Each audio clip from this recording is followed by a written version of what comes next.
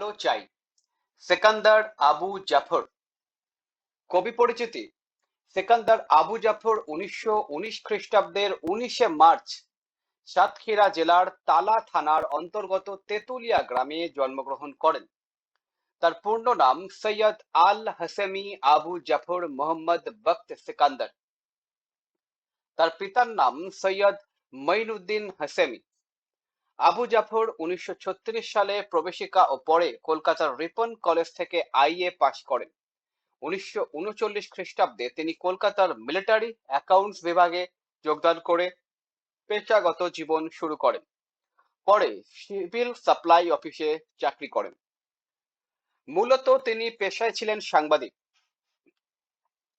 কাজী নজরুল ইসলাম সম্পাদিত দৈনিক নবযুগ পত্রিকায় সাংবাদিকতার মাধ্যমে তার সাংবাদিক জীবন শুরু হয়। তিনি ইত্তেফাক, সংবাদ, মিল্লাত প্রভৃতি পত্রিকায় সাংবাদিকতা করেন। 1956 থেকে 1970 সাল পর্যন্ত তার সম্পাদনায় প্রকাশিত হয় মাসিক সাহিত্য পত্রিকা সমকাল।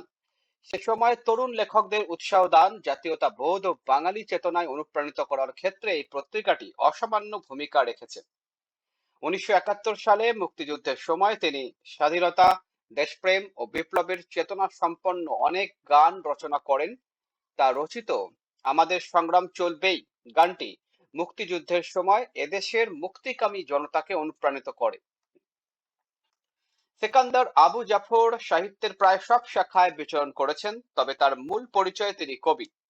তার উল্লেখযোগ্য সৃষ্টিগুলি হল কাব্যগ্রন্থ প্রসন্ন প্রহর, বৈরী বৃষ্টিতে, তিমিরান্তিক, কবিতা বৃশ্চিক লগ্ন, বাংলা ছাড়ো, নাটক শকুন্ত উপাখ্যান, সিরাজদৌল্লা, মহাকবি আলাওল, উপন্যাস মাটি আর অশ্রু, পূরবী, নতুন সকাল, কিশোর পাঠ্য, জয়ের পথে।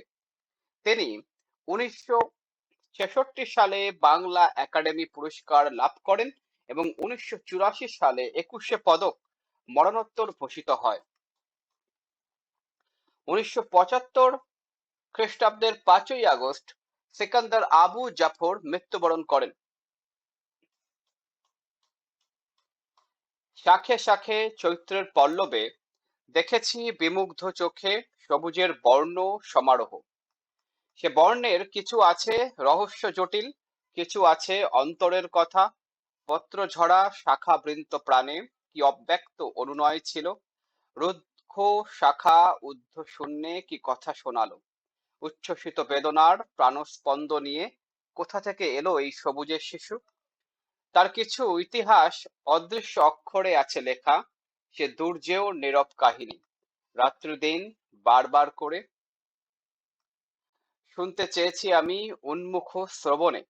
শোনার অতীত যত কথা, দেখার অতীত যত অপ্রতিম রূপ, তাই দিয়ে রূপে রসে সৃষ্টির নিভৃত মর্মবাণী লিপিবদ্ধ আছে সঙ্গোপনে। সে রূপের কিছু আলো পেয়েছি হৃদয়ে, কিছু কথা শুনেছি কখনো মর্মের শ্রবণে। বুঝিনি অনেক কিছু তার, যেটুকু বুঝেছি তাও কথা নেই শোনাবার মতো। তবু সেই সুনিশ্চিত বাণী অস্পষ্ট স্বপ্নের মতো অনুভূতি ঘিরে, স্পর্শ তার রেখে যায়, প্রলোভন রেখে যায় আরো। আমি তাকে পাইনি আমার চেতনার সহজ সন্ধানে, তবু তাকে দেখবার বুঝবার অশেষ বিস্ময়ে রুদ্ধ দ্বার হৃদয়ের কাছে অনুনয় করি বারংবার।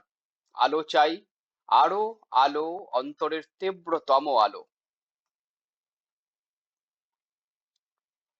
শব্দার্থ ও টিকা: শাখে শাখে কিছু আছে অন্তরের কথা। চৈত্রের পত্রপল্লব বহু বর্ণিল। এই বর্ণিলতার মধ্যেই অফুরন্ত রহস্য লুকিয়ে থাকে। যিনি সৃষ্টিশীল মানুষ, প্রকৃতিকে দেখার চোখ আছে যার, তিনি সেই রহস্যের মধ্যে মানব মনের কথা শুনতে পান। পত্র ঝরা শাখা বৃন্ত প্রাণে অদৃশ্য অক্ষরে আছে লেখা, ঝরে যাওয়ার মধ্যে দুঃখ থাকে।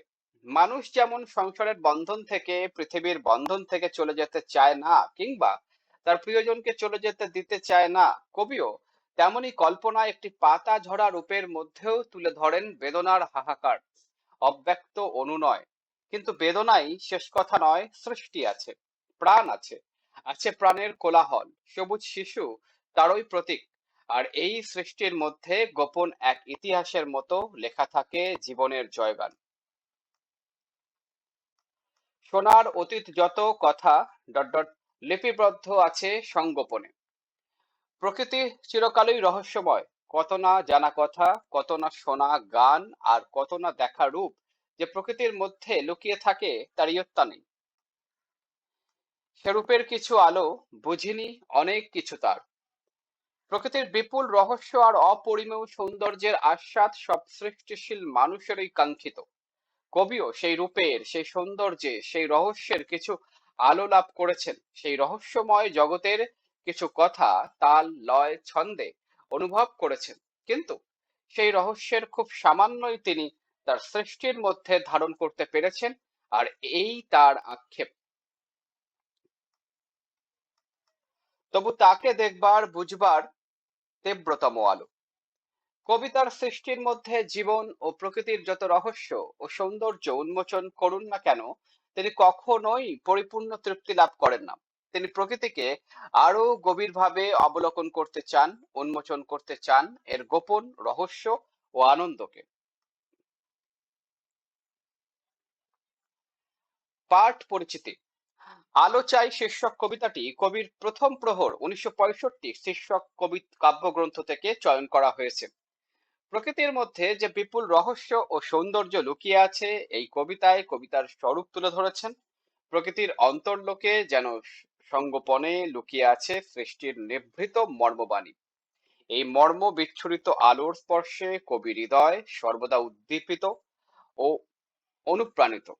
কবি মনে করেন আনন্দ বেদনায়, নীরবতা ও শব্দময়তার, ছন্দ তাল লয়ে প্রকৃতি চিরকালই ঐশ্বর্যময়।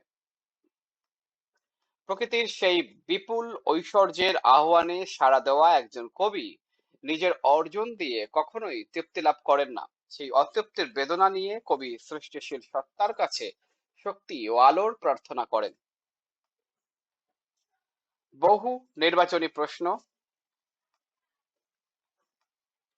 সৃজনশীল প্রশ্ন